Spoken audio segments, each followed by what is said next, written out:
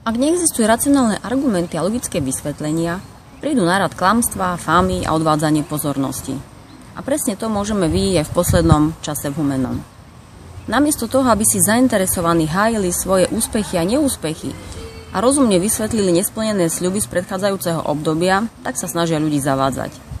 Z obvinenia, že vraj moju kampaň financuje podnikateľ Molnár, nakoniec vysvetlo, že financuje stranu Smer SD, kam patrí aj pani Vaľová.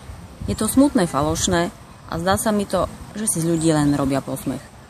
Nenechajte sa odradiť a znechutiť klamstvami, ktoré vám podsúvajú každý deň pod nos. Nie všetci ľudia sú rovnakí a každý myslí len na svoj prospech. Všetko sa dá zmeniť a každý hlas je dôležitý. Sústreďme sa na to, čo je podstatné, na racionálne a logické argumenty, pretože len tie dokážu vyriešiť problémy nášho mesta. Nenechajte sa znechutiť ani odradiť, pretože Humenčania, Humenné vás potrebuje všetkých.